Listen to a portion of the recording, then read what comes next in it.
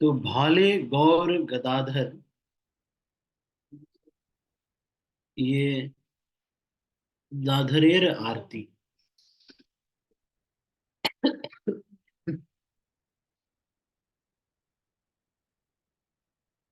इसका ऑफिशियल जो नाम है वो है श्री सुरभि कुंजेर गौर गदाधर आरतिक। श्री भक्ति विनोद ठाकुर ने गीतावली संग्रह में इसको लिखा है। और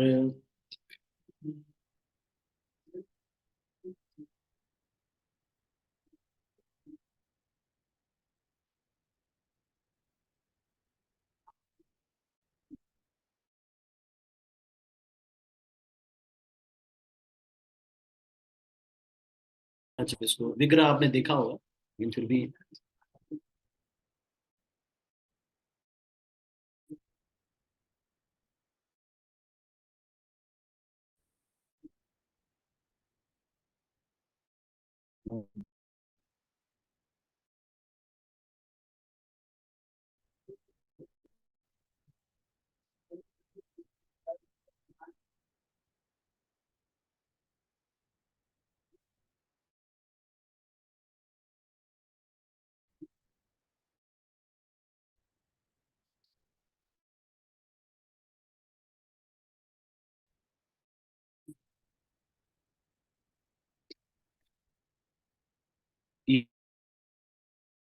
देख रहे हैं आप, विग्रह है, ये गौरधर विग्रह। हम्म।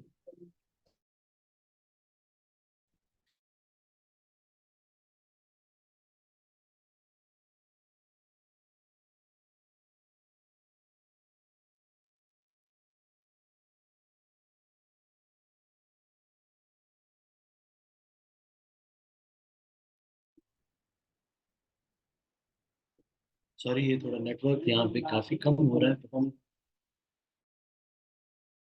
मैं तो ये है, मैं जो विग्रह मैंने आपको अभी दिखाया, तो इनकी आरती है ये, इसको मैं पढ़ता हूँ। और इसको आप सुन भी सकते हैं, इसका कुछ ट्यून होगा क्योंकि इसमें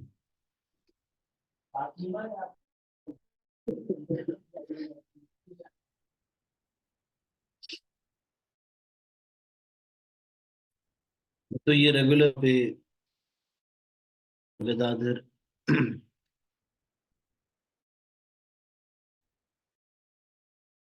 यहाँ पे नेटवर्क थोड़ा कम है, तो ये नेटवर्क पता नहीं क्यों कम है। मैं तो वाईफाई के बगल में ही बैठ हूँ, इसकी जो मशीन होती है।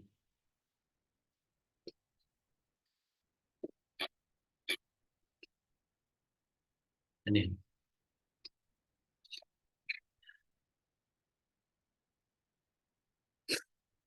ठीक है, हम इस पे चर्चा कर लेते हैं, ये हमारे लिए ज़्यादा बेटर रहेगा क्योंकि नेटवर्क का बहुत इशू है यहाँ पे। तो इस वजह में मैं इसमें बहुत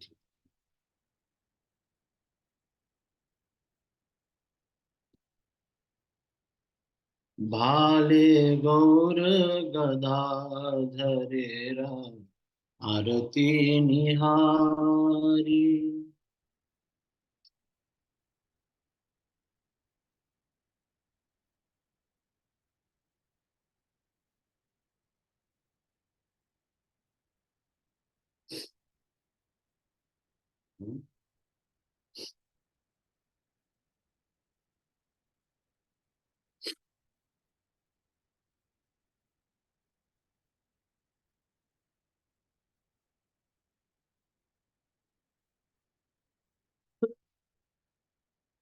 हम्म।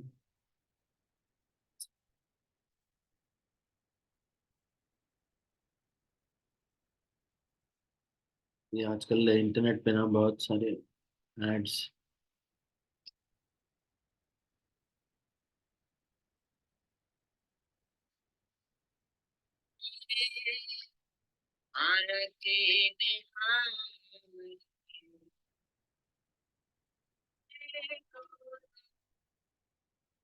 तो ये जैसे हमारी गौर आरती है वैसे ही होती है।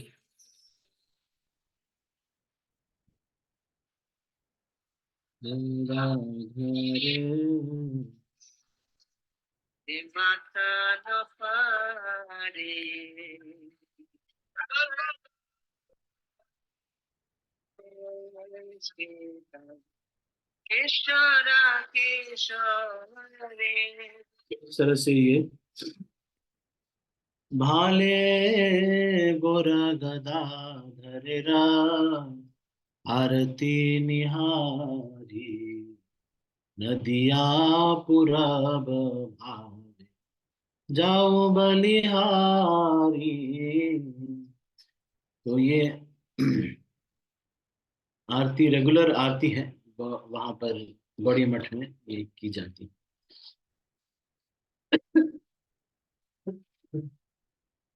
हम्म। तो गौर गदाधर की आरती को मैं देख रहा हूँ, और इस आरती में उन नदियां में जिस तरह से वो देख रहे हैं, नदिया पूरब भावे जाओ बलिहार। और बार बार मुझे वो राधा कृष्ण की लीला भी स्मरण आ रही है। पूरब भावे मतलब पूरब में, क्योंकि वेस्ट में ये जो है नदियां जो है वहां से पूर्व में, मतलब वृंदावन की जो लीलाएं हैं वो मुझे स्फुरित हो रही है। जाऊं बलिहारी मतलब स्फुरित हो रही है, और मैं वर्णन नहीं कर सकता। कल्पतरु तले रत्ना सिंहासनोपरि सबु सखी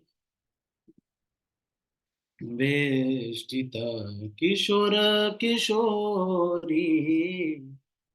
किसी कल्प वृक्ष के नीचे एक बहुत ही सुंदर रत्न सिंहासन लगा हुआ है, जहां पर राधा कृष्ण बैठे हैं। पुरत सबु सखी बेष्टित किशोर किशोरी, और सारी सखियां जो हैं किशोर किशोरी की सेवा कर रही हैं। वेष्टित मतलब ढक लिया है, इतनी सारी किशोर किशोरियां हैं, बहुत सारे किशोर किशोरी को ढक लिया है बहुत सारी सखियों ने। पुराट जड़ित कोटा मणि गजमती झमकी झमकी लाभे प्रत्यंग ज्योति। अब किस तरह से राधा कृष्ण सजे हुए हैं उसका वर्णन कर रहे हैं। गहने हैं, मोती हैं, और उसमें सोने की आर्ट वर्क लगा हुआ है, और इस तरह के गहने जो हैं उनको पहनाए गए हैं, सोने के गहने पहनाए गए हैं। फिर नीला निरद लागी विद्युत माला दोहो अंग मिली शोभा भुवन उजाला। फिर कह रहे हैं कि ऐसा लग रहा है,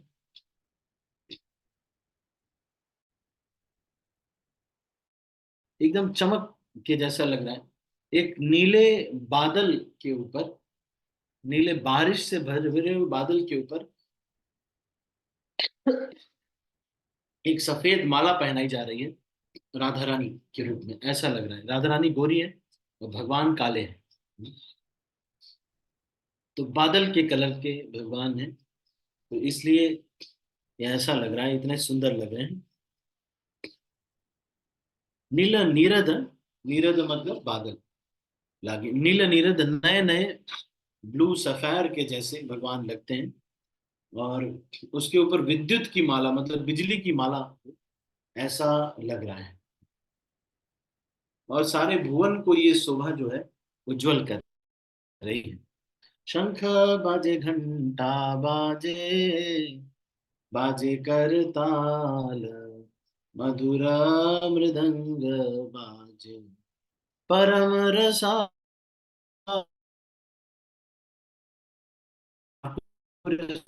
इसको लिख रहे हैं, एक आरती के रूप में इसको लिख रहे हैं कि करताल शंख इत्यादि बज रहे हैं। विशाखादि सखी वृंदा दुह गुण गावे, प्रिय नरम सखी गण चामर डुलावे। लेकिन आप देखेंगे कि ये मंगल आरती है, ये गौड़िया मठ में मंगल आरती के रूप में गाई जाती है। लेकिन अ, इस हमारे यहाँ जो मंगल आरती होती है उसमें गुरु अष्टकम हम गाते हैं गुरुदेव को, भगवान कृष्ण के सामने संसार दावा ने लीने लोग हम गाते हैं गुरुदेव के सामने। लेकिन वहां पर भगवान कृष्ण के सामने राधा कृष्ण के ही ये जो है गाया जाता है। अनंग मंजरी छुया,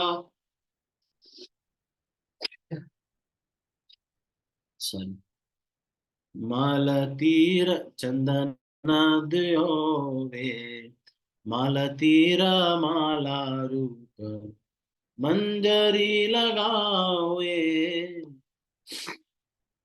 अनंग मंजरी उनको चंदन लगा रही हैं, रूप मंजरी जैस्मीन के गार्लैंड उनके नक गले में डाल रहे हैं। पंचा प्रदीपे धरी कर्पूर बाती, ललिता सुंदरी करे जुगल आरती। ललिता सुंदरी जो है वो आरती कर रही हैं पंच प्रदीप से, जिसमें कपूर लगा हुआ है। फिर देवी लक्ष्मी श्रुति गणा धरणी होए, गोपी जन अधिकार रावत गाओए। लक्ष्मी और सारी देवियां, पार्वती इत्यादि और वेद इत्यादि सब लोग खुशी के मारे जमीन पर लौट रहे हैं और बार बार ये बोल रहे हैं कि ये गोपियों का जो भाग्य है वो कितना उदित हुआ है। भक्ति विनोद रही सुरभि की कुंजे, आरती दर्शने प्रेम सुख भुंजे।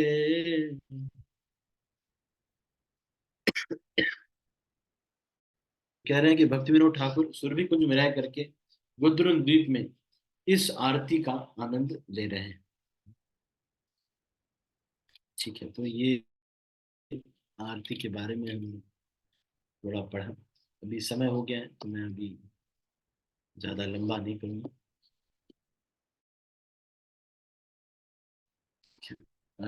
यदि किसी का मन नहीं है पूछ सकते हैं, मैं सबके यहाँ, किसी के मन में कोई प्रश्न है तो पूछ सकते हैं। ये आरती रेगुलर आरती है जो कि वहां पर होती है गौड़िया मठ में।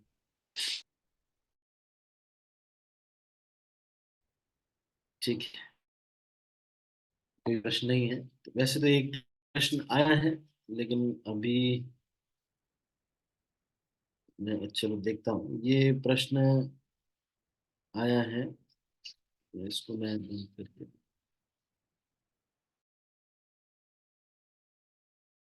एक प्रश्न है, व्हाट्सएप पे किसी ने मुझे भेजा है।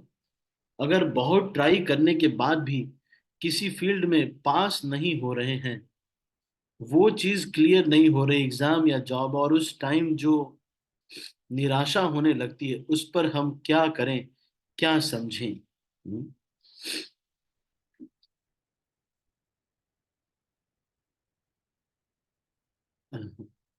और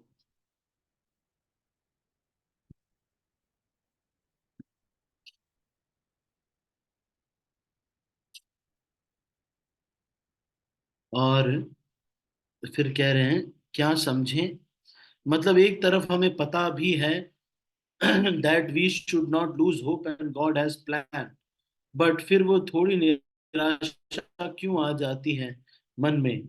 ऐसा क्यों लगता है कि हमने तो कुछ किया ही नहीं, हम तो अब तक कुछ कर ही नहीं रहे हैं?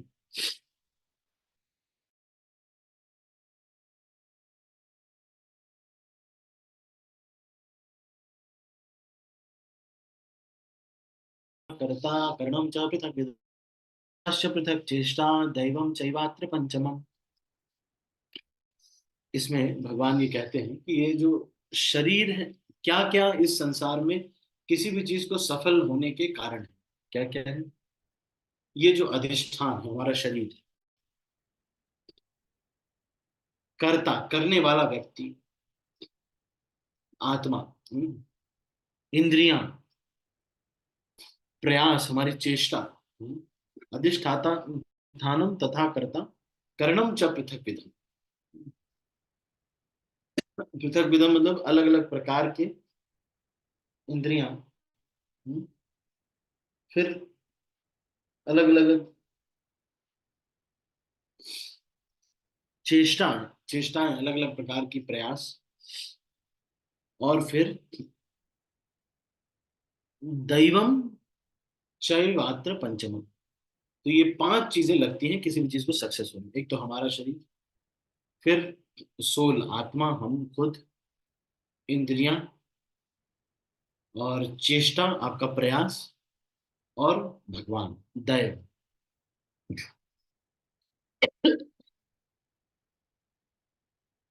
तो ये बात सच है कि कई बार ऐसा लगता है कि प्रभु जी इतना प्रयास कर रहे हैं, भगवान का कुछ प्लान होगा, पर बार बार हमें ये लगता है कि हमने तो कुछ किया ही नहीं है। ऐसा नहीं है। अलग अलग लोगों के लिए अलग अलग टैबलेट होती है, अलग अलग दवाइयाँ होती हैं। तो सबसे पहले तो हमको क्या करना चाहिए इस केस में? सबसे पहले हमको जब भी हम कुछ भी करने लगे, तो आपने अगर, पता नहीं आपने आपने देखा होगा, दिस इज डिजाइन का कॉन्सेप्ट है, पर मैं आपको बता रहा हूँ ये चीज करना।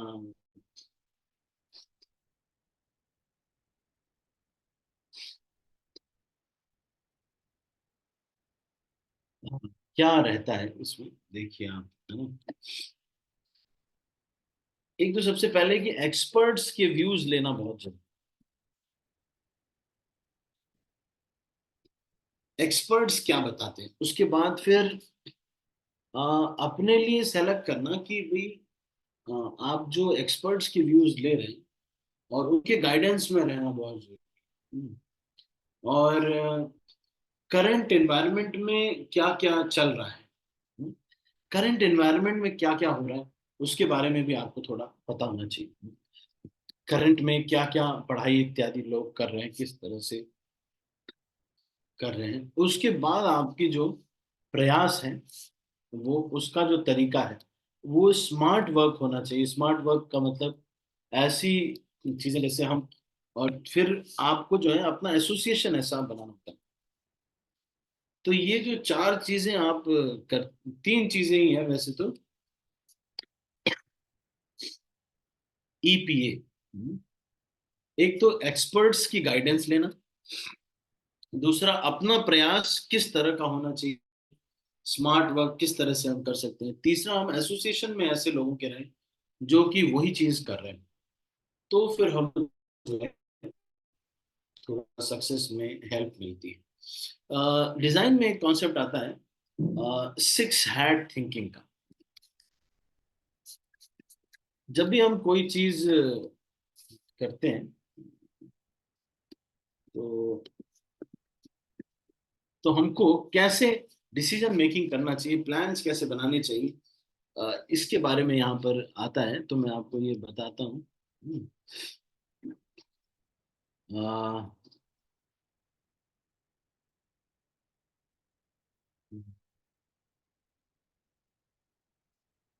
तो this is six hat thinking. How how we go for it is, एक मिनट में, तो ये थोड़ा सा ब्लर्ड व्यू आ रहा है।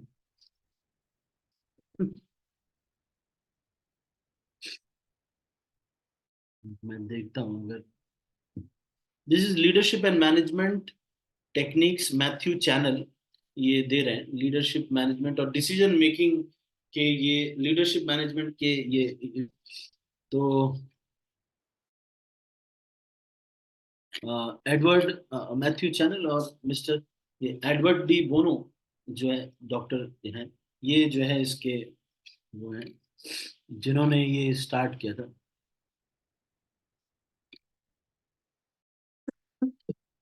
तो what is this six hat thinking? इसमें ये कहते हैं कि सबसे पहले कभी किसी चीज को हमें डिसीजन अगर लेना हो, तो मैं इसको डाउनलोड करके डाल दूंगा, आपको मिल जाएगा ये।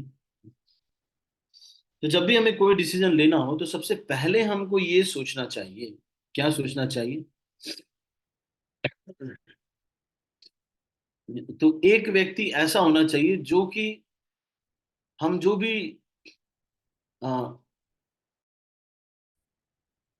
मतलब हम जो कर रहे हैं उसको गाइड करने वाला व्यक्ति होना चाहिए। उसमें वो फिक्स करे कि हम क्या करना चाहते हैं, हमारा एक्चुअल लक्ष्य क्या है, और स्कोप कितना है, ये सब वो डिसाइड करो। फिर एक मतलब फिर उसके बाद हमको इस तरह से सोचना चाहिए कि उसके अराउंड में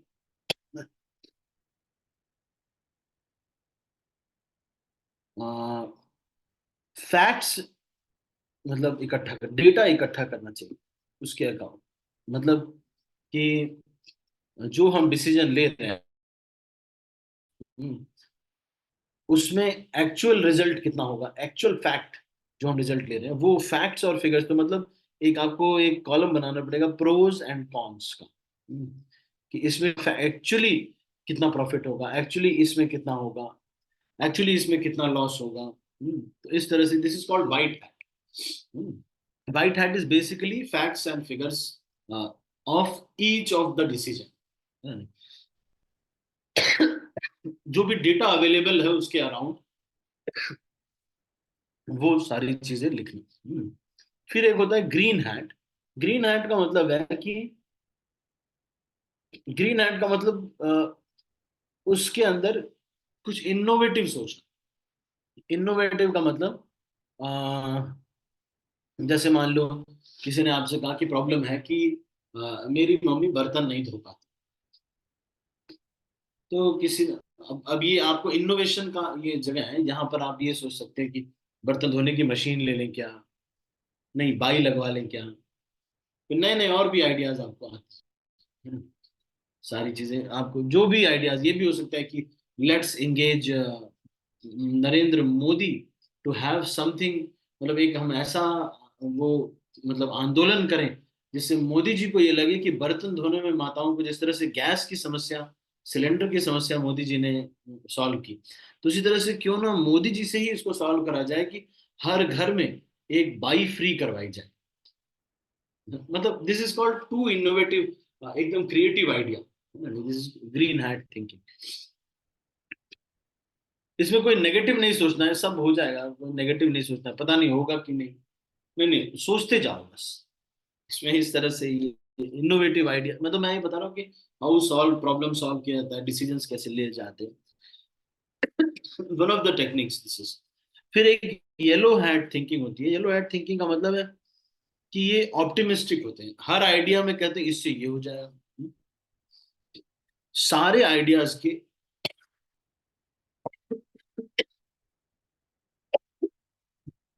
मेरिट्स, फायदा क्या है ना, नहीं।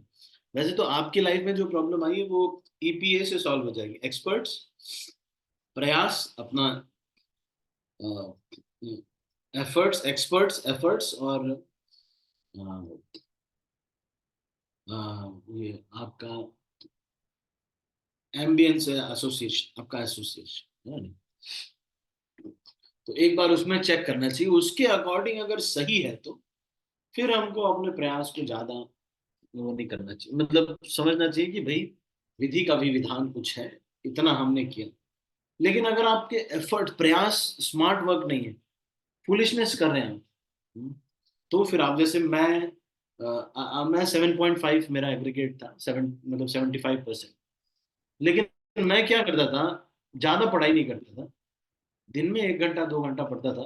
पर जब एग्जाम आता था तो जो टॉपर्स होते थे उन्हीं के साथ रहता था, जो अच्छे पढ़ने वाले थे वहीं शिफ्ट हो जाता था, उन्हीं के साथ रहता था दिन भर, विदाउट ऑनियन गार्लिक के कहीं से बनवा करके वहीं पे रहता था, वहीं उन्हीं के साथ पढ़ता था।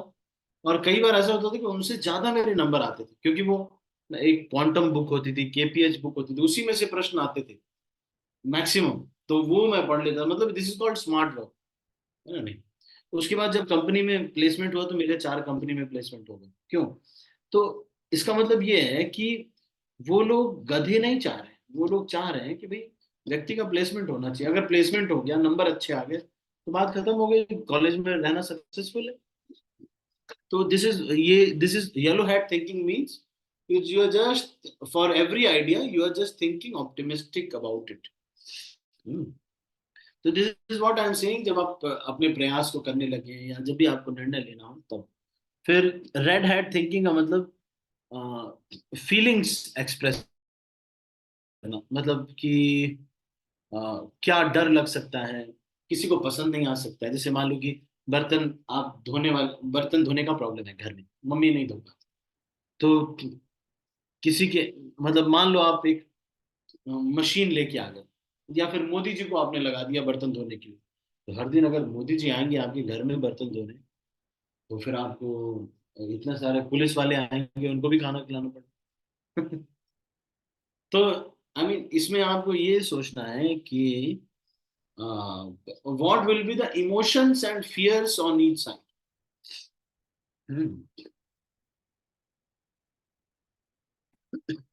फिर जो फिर उसके बाद होता है last is black hat thinking. Black hat thinking का मतलब ये होता है कि आप लॉजिकली सोचते हैं लेकिन आप नेगेटिव सोचते हैं, हर चीज के बारे, सॉल्यूशन के बारे में नेगेटिव सोचते हैं, सारे नेगेटिव। कह रहे मोदी जी आ सकते हैं क्या? कभी नहीं आ सकते, दिस इज इम्पॉसिबल। अगर आ भी जाएंगे तो ऐसे, मतलब वो इतना बड़ा आंदोलन करने का हमारे पास टाइम है क्या? अरे अभी प्रॉब्लम। तो मतलब इससे ब्लैक हैट थिंकिंग मतलब you are just thinking negative about each of these. तो इस तरह से करके भी डिसीजंस लिए जाते हैं। वैसे आपका जो प्रॉब्लम है, जो आपने कहा कि, तो इतना देख करके ईपीए अपना प्रयास देखिए, एम आई, कोई ऐसा तो नहीं कि मैंने स्मार्ट वर्क नहीं कर रहा, am I in contact with the experts of the field. अच्छा, मैं ये है कि नहीं? फिर am I in the right association. अगर ये हम कर रहे हैं तो फिर हमको समझना चाहिए कि okay okay, no problem, then Krishna may not be willing, तो अपनी तरफ से प्रयास करना चाहिए। तो एक और काम बहुत अच्छा रहता है, जो कि आपको इस तरह की चीजों से मतलब निकलने में सहायक होगा।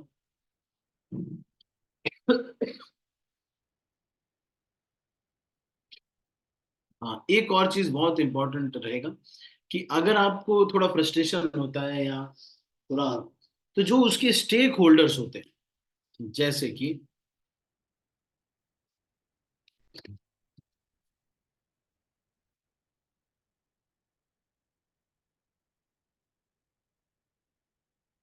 मतलब फ्रस्ट्रेशन अगर होती है, तो शुरू से ही जब आप प्रयास करें, तभी आप स्टेक होल्डर्स को कॉन्फिडेंस मिले। जैसे मान लीजिए आप गवर्नमेंट एग्जाम्स की प्रिपरेशन कर रहे हैं, तो मम्मी को, पापा को, अपने घर में भाई को, सबको आप एक कॉन्फिडेंस में लेके रखिए कि ये वाला तो हम कर रहे हैं, पर इतना मेरे से मुझे लगता है कि ये वाली कोचिंग करना ज्यादा ठीक रहेगा, और ऐसे करेगा। चलो मैं तो ट्राई ही कर रही हूँ, लेकिन देखते हैं। इस तरह से करके जो है, उनको सबको कॉन्फिडेंस में लेंगे, तो अगर नहीं हुआ सिलेक्शन तो हमको फ्रस्ट्रेशन नहीं।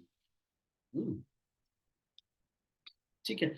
और एक्सप्रेस कर देना बहुत जरूरी है। अगर आप एक्सप्रेस नहीं करोगे अपने हार्ट को,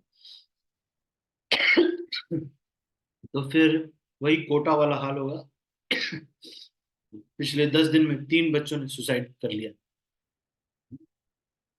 ठीक है। तो यहीं पे इसको मैं अभी क्लोज कर रहा हूँ। सॉरी, मेरा थोड़ा गला खराब है, आज इसको ठीक करने का प्रयास करेंगे। हरे कृष्ण। और कोई प्रश्न किसी का तो नहीं है? Any other question?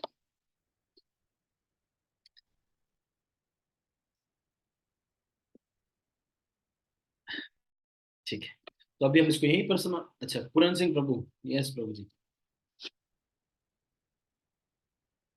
हाँ, पूरन सिंह प्रभु, यस प्रभु। अच्छा, वो गलती से हैंड रेज हो गई। ठीक है, तो अभी हम इसको यहीं पर समाप्त करते हैं। आप सभी भक्तों का बहुत बहुत धन्यवाद। हरे कृष्णा। मैं सब भक्तों को अनम्यूट कर रहा हूँ और फिर इस मीटिंग